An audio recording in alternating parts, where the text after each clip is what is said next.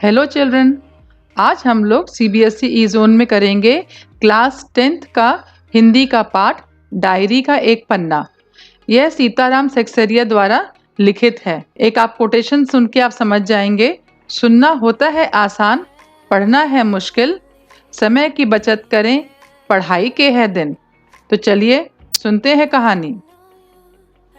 आपको इससे पहले भी बताया था और अब फिर से बता रहे हैं कि किसी भी चैप्टर का आप पाठ प्रवेश पढ़ना ना भूलिएगा। तो अभी हम आपको सुनाते हैं क्योंकि बहुत सारे इंपॉर्टेंट क्वेश्चंस इसमें से भी आ सकते हैं। अंग्रेजों से देश को मुक्ति दिलाने के लिए महात्मा गांधी ने सत्याग्रह आंदोलन छेड़ा था। इस आंदोलन ने जनता में आज़ादी की अलख जगाई। देश भर से ऐसे लाखों लोग सामने आए जो इस महासंग्राम में अपना सर्वस्व न्योछावर करने को तत्पर थे। 26 जनवरी 1930 को गुलाम भारत में पहली बार स्वतंत्रता दिवस बनाया गया। यह सिलसिला आगे भी जारी रहा। आज़ादी के 2.5 साल बाद 1950 में यही दिन हमारे अपने गणतंत्र के लागू होने का दिन भी बना। प्रस्तुत पाठ के लेखक सीताराम सेक्सरिया आज़ादी की कामना करने वाले उन्हीं अनंत लोगों में से एक थे। वह दिन प्रतिदिन जो भी देखते, सुनते और महसूस करते थे उसे अपनी निजी डायरी में दर्ज कर लेते थे। यह क्रम कई वर्षों तक चला। इस पाठ में उनकी डायरी का 26 जनवरी 1931 का लेखा जोखा है। नेताजी सुभाष चंद्र बोस और स्वयं लेखक सहित कलकत्ता के लोगों ने देश का दूसरा स्वतंत्रता दिवस किस जोश खरोश से बनाया। अंग्रेज प्रशासकों ने इसे अपना अपराध मानते हुए उन पर, विशेषकर महिला कार्यकर्ताओं पर कैसे कैसे जुल्म ढाए, यही सब इस पाठ में वर्णित है। यह पाठ हमारे क्रांतिकारियों की कुर्बानियों की याद दिलाता है।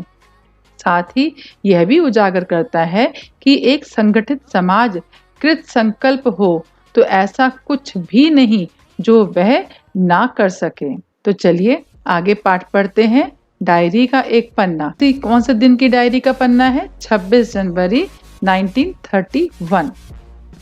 आज का दिन तो अमर दिन है।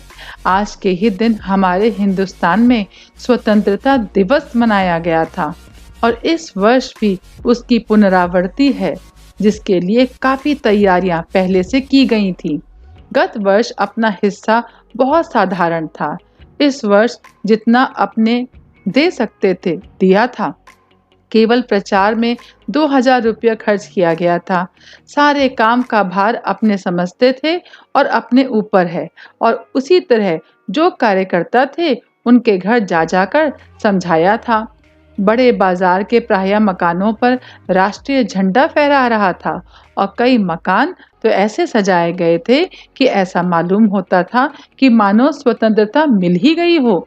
कलकत्ता के प्रत्येक भाग में ही झंडे लगाए गए थे। जिस रास्ते से मनुष्य जाते थे उस रास्ते में उत्साह और नवीनता मालूम होती थी। लोगों का कहना था कि ऐसी सजावट पहले नहीं हुई। पुलिस भी अपनी पूरी ताकत से शहर में गश्त देकर प्रदर्शन कर रही थी। मोटर लॉरियों में गोरखे तथा सार्जेंट प्रत्येक मोड़ पर तैनात थे। कितनी ही लॉरियां शहर में घुमाई जा रही थी। घुड़सवारों का प्रबंध था। कहीं भी ट्रैफिक पुलिस नहीं थी। सारी पुलिस को इसी काम में लगाया गया था। बड़े बड़े पार्कों तथा मैदानों को पुलिस ने सवेरे से ही घेर लिया था। मॉन्यूमेंट के नीचे जहां शाम को सभा होने वाली थी उस जगह तो भोर में 6 बजे से ही पुलिस ने बड़ी संख्या में घेर लिया था। पर तब भी कई जगह तो भोर से ही झंडा फहराया गया। श्रद्धानंद पार्क में बंगाल प्रांतीय विद्यार्थी संघ के मंत्री अविनाश बाबू ने झंडा गाड़ा तो पुलिस ने उनको पकड़ लिया तथा और लोगों को मारा या हटा दिया। तारा सुंदरी पार्क में बड़ा बाजार कांग्रेस कमेटी के युद्ध मंत्री हरीश चंद्र सिंह झंडा फहराने गए पर वे भीतर न जा सके। वहां पर काफी मारपीट हुई और 2-4 आदमियों के सिर फट गए। गुजराती सेविका संघ की ओर से जुलूस निकला जिसमें बहुत सी लड़कियां थीं, उनको गिरफ्तार कर लिया। 11 बजे मारवाड़ी बालिका विद्यालय की लड़कियों ने अपने विद्यालय में झंडा उत्सव मनाया। जानकी देवी, मदालसा आदि भी गई थीं। लड़कियों को उत्सव का क्या मतलब है समझाया गया। एक बार मोटर में बैठकर सब तरफ घूमकर देखा तो बहुत अच्छा मालूम हो रहा था। जगह जगह फोटो उतर रहे थे। अपने भी फोटो का काफी प्रबंध किया था। 2-3 बजे कई आदमियों को पकड़ लिया गया, जिसमें मुख्य पूर्णोदास और पुरुषोत्तम राय थे। सुभाष बाबू के जुलूस का भार पूर्णोदास पर था, पर यह प्रबंध कर चुका था। स्त्री समाज अपनी तैयारी में लगा था। जगह जगह से स्त्रियां अपनी जुलूस निकालने की तथा ठीक स्थान पर पहुंचने की कोशिश कर रही थीं। मॉन्यूमेंट के पास जैसा प्रबंध भोर में था, वैसा करीब 1 बजे नहीं रहा। इससे लोगों को आशा होने लगी थी कि शायद पुलिस अपना रंग न दिखलावे, पर वह कब रुकने वाली थी। 3 बजे से ही मैदान में हजारों आदमियों की भीड़ होने लगी और लोग टोलियां बना बनाकर मैदान में घूमने लगे। आज जो बात थी वह निराली थी। जब से कानून भंग का काम शुरू हुआ है, तब से आज तक इतनी बड़ी सभा ऐसी मैदान में नहीं की गई थी। और यह सभा तो कहना चाहिए कि ओपन लड़ाई थी। पुलिस कमिश्नर का नोटिस निकल चुका था कि अमुक अमुक धारा के अनुसार कोई सभा नहीं हो सकती। जो लोग काम करने वाले थे, उन सबको इंस्पेक्टरों के द्वारा नोटिस और सूचना दे दी गई थी कि आप यदि सभा में भाग लेंगे तो दोषी समझे जाएंगे। इधर काउंसिल की तरफ से नोटिस निकल गया था कि मॉन्यूमेंट के नीचे ठीक 4:24 पर झंडा फहराया जाएगा तथा स्वतंत्रता की प्रतिज्ञा पढ़ी जाएगी। सर्वसाधारण की उपस्थिति होनी चाहिए। खुला चैलेंज देकर ऐसी सभा पहले नहीं की गई थी। ठीक 4:10 पर सुभाष बाबू जुलूस लेकर आए। उनको चौरंगी पर ही रोका गया, पर भीड़ की अधिकता के कारण पुलिस जुलूस को रोक नहीं सकी।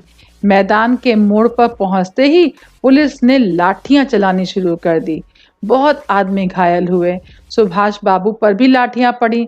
सुभाष बाबू बहुत जोरों से वंदे मातरम बोल रहे थे। ज्योतिर्मय गांगुली ने सुभाष बाबू से कहा, आप इधर आ जाइए, पर सुभाष बाबू ने कहा, आगे बढ़ना है। यह सब तो अपनी सुनी हुई लिख रहे हैं, पर सुभाष बाबू का और अपना विशेष फासला नहीं था। सुभाष बाबू बड़े जोर से वंदे मातरम बोलते थे। यह अपनी आंख से देखा। पुलिस भयानक रूप से लाठियां चला रही थी। क्षितिज चटर्जी का फटा हुआ सिर देखकर तथा उसका बहता हुआ खून देखकर आंख मिच जाती थी। इधर यह हालत हो रही थी कि उधर स्त्रियां मॉन्यूमेंट की सीढ़ियों पर चढ़ झंडा फहरा रही थी और घोषणा पढ़ रही थी। स्त्रियां बहुत बड़ी संख्या में पहुंच गई थीं। प्रायः सबके पास झंडा था। जो वॉलेंटियर गए थे, वे अपने स्थान से लाठियां पड़ने पर भी हटते नहीं थे। सुभाष बाबू को पकड़ लिया गया और गाड़ी में बैठालकर लाल बाजार लॉकअप में भेज दिया गया। कुछ देर बाद ही स्त्रियां जुलूस बनाकर वहां से चलीं। साथ में बहुत बड़ी भीड़ इकट्ठा हो गई। बीच में पुलिस कुछ ठंडी पड़ी थी। उसने फिर डंडे चलाने शुरू कर दिए। अब की बार भीड़ ज्यादा होने के कारण बहुत आदमी घायल हुए। धर्मतल्ले के मोड़ पर आकर जुलूस टूट गया और करीब 50-60 स्त्रियां वही मोड़ पर बैठ गईं। पुलिस ने उनको पकड़कर लाल बाजार भेज दिया। स्त्रियों का एक भाग आगे बढ़ा, जिसका नेतृत्व विमल प्रतिभा कर रही थीं। उनको बहु बाजार के मोड़ पर रोका गया और वे वहीं मोड़ पर बैठ गईं। आसपास बहुत बड़ी भीड़ इकट्ठा हो गई, जिस पर पुलिस बीच बीच में लाठी चलाती थी। इस प्रकार करीब पौन घंटे के बाद पुलिस की लॉरी आई और उनको लाल बाजार ले जाया गया। और भी कई आदमियों को पकड़ा गया। ब्रिजलाल गोयंका, जो कई दिन से अपने साथ काम कर रहा था और दमदम जेल में अपने साथ था, पकड़ा गया। पहले तो वह झंडा लेकर वंदे मातरम बुलाता हुआ मॉन्यूमेंट की ओर इतने जोर से दौड़ा कि अपने आप ही गिर पड़ा और उसे एक अंग्रेजी घुड़सवार ने लाठी मारी। फिर पकड़कर कुछ दूर ले जाने के बाद छोड़ दिया। इस पर वह स्त्रियों के जुलूस में शामिल हो गया और वहां पर भी उसको छोड़ दिया। तब वह 200 आदमियों का जुलूस बनाकर लाल बाजार गया और वहां पर गिरफ्तार हो गया। मदालसा भी पकड़ी गई थी। उससे मालूम हुआ कि उसको थाने में भी मारा गया। अब सब मिलाकर 105 स्त्रियां पकड़ी गई थीं।